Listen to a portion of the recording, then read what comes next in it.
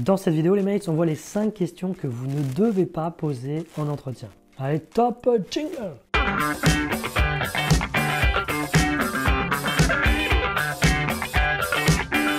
Salut les mates, c'est Régis pour servir bien sûr. Bon, j'espère que vous avez la forme, que vous êtes abonné, que vous likez, que vous partagez les vidéos, c'est important les mates, c'est important. Alors dans cette vidéo, on voit les 5 questions que vous ne devez surtout pas poser en entretien, au risque de tout faire capoter, quoi, malheureusement. Alors la première question, c'est quelle est l'activité de l'entreprise? Donc là, ça indique vraiment que vous arrivez en touriste, okay, que vous n'avez pris aucune information sur l'entreprise. Vous aviez bien sûr le droit de ne pas connaître forcément cette entreprise avant de venir en entretien. Okay, ça nous est tous arrivé, ça arrivera à tout le monde. Par contre, une fois que vous savez que vous avez un entretien avec telle entreprise, vous devez vous renseigner un minimum pour ne pas arriver en touriste. Parce que là, c'est vraiment ce que ça veut dire et l'image renvoyée n'est pas bonne du tout. Donc pour ça, c'est très simple. Vous allez sur LinkedIn, sur la page de l'entreprise, vous allez sur le site internet de l'entreprise et vous récupérez les informations clés. Deuxième question, dans 2 ans, est-ce que je pourrais évoluer vers le poste de... Donc là, on va dire que clairement, ça ne le fait pas parce que pour une raison très simple, c'est que vous n'avez même pas mis un pied dans l'entreprise, vous n'avez pas encore bossé le moindre jour et vous êtes déjà en train de vouloir évoluer sur la fonction suivante dans X temps, par exemple 2 ans. Alors que la base, c'est que vous arrivez dans une entreprise et que vous devez faire vos preuves. Okay, c'est d'ailleurs pour ça qu'il y a une période d'essai. Vous devez faire vos preuves. Une fois que ça c'est fait, on pourra éventuellement parler évolution, d'accord? Mais on ne parle pas de ça dans un entretien d'embauche.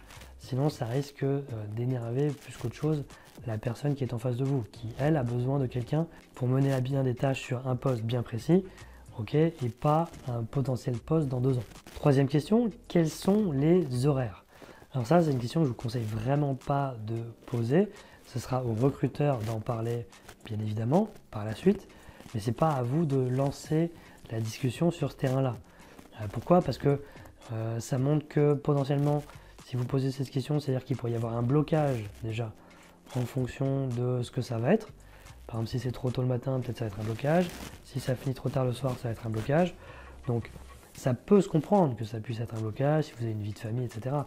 Mais il faudra que ça vienne plus tard dans la discussion, ok, et que ce soit le recruteur qui ait lancé cette discussion-là, d'accord?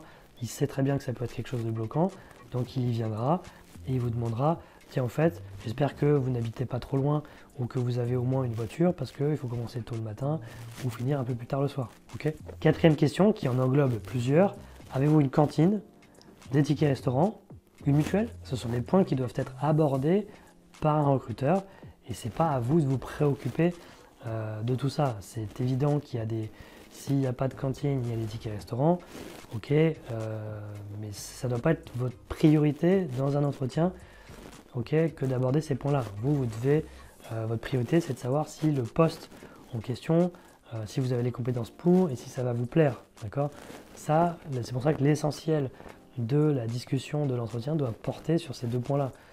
Tout le reste, on ne va pas dire que c'est accessoire, mais ce sont des choses qui devront être abordées à la fin de l'entretien et abordées non pas par vous, mais par le recruteur. 5e question, comment jugez-vous ma candidature?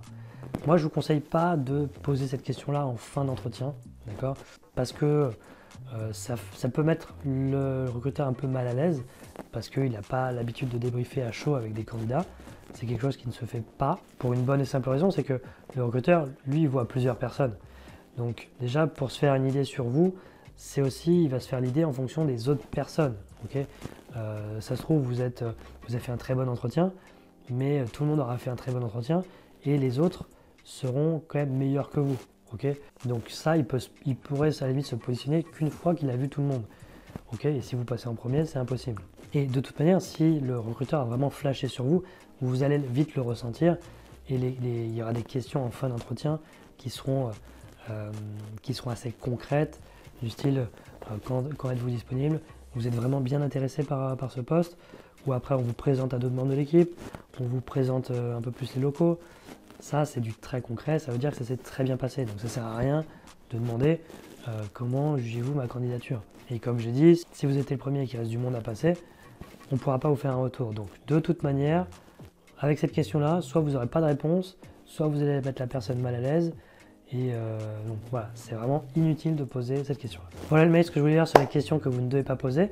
Si vous en avez d'autres, n'hésitez pas à les mettre dans les commentaires. Si une fois vous avez posé une question dont vous n'êtes pas très fier, n'hésitez pas à l'indiquer aussi dans les commentaires, que ça puisse aider les autres, hein, qui évitent de reproduire la même erreur. N'oubliez pas les mails d'aller sur le site Réussir son entretien d'embauche. Vous aurez plein de conseils en articles et en vidéo. Et moi je vous vois très vite pour une prochaine vidéo. Allez, ciao les mates!